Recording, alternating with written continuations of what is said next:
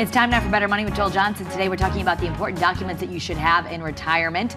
Joel is a certified financial planner and managing partner at Johnson Brunetti. Thank you so much for being with us. It's good to be back, Kara. So they're probably, even if you're not in retirement, these are all some documents we all need to think about.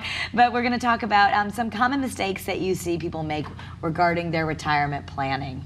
Yeah, I remember what we had to do regarding estate planning. It's actually estate planning that we're focusing on, which is part of retirement planning. But even a young person, when you start having children or you buy your first house, you start borrowing money, they need to have their estate plan in order. And this is what so many people miss here in the U.S. And I don't know why that is. It's actually, other countries actually do a little bit better of a job of this.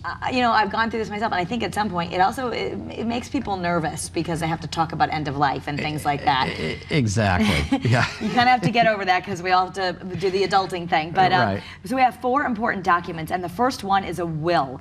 More than 50% of American adults do not have a will. Which is amazing. And the important thing here is they actually have a will. It's written by the state they live in. So if you die in Connecticut without a will, there's a protocol that the legislature has already arranged that says where your money will go, who has the power to decide that. So we need to have our own will so that we get to be in control of what happens to our assets, what happens to our money, what happens to the custody of our children if we have minor children. Yes, and if you don't have a will, is it possible that a lot of your money may not go where you want it to go? No question about it. Okay, so number 2, a power of attorney. You need to have that on file too. Yeah, power of attorney. So I have a power of attorney for my wife, and my wife has a power of attorney for me. That means if I have a stroke or I get in a car accident, she can actually sign documents and execute transactions on my behalf. Without a power of attorney, she's got to run to the court and have a judge appoint her as a conservator. So we need to have a basic power of attorney, and it can be limited in scope, but we need to have a power of attorney.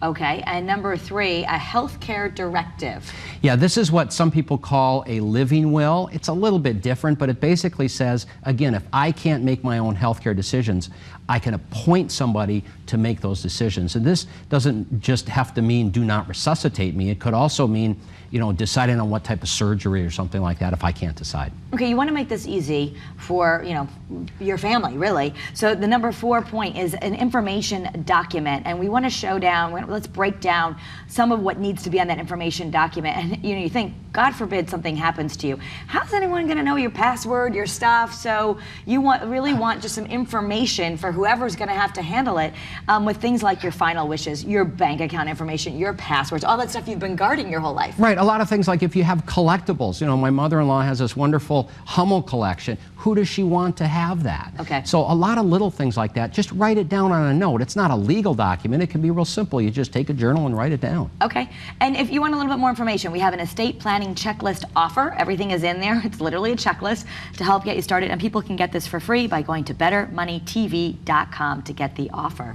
It's a great resource, all kinds of details that go a lot deeper than what we've had a chance to talk about today. Thanks so much, Joel. Thanks, Kara. That's Better Money.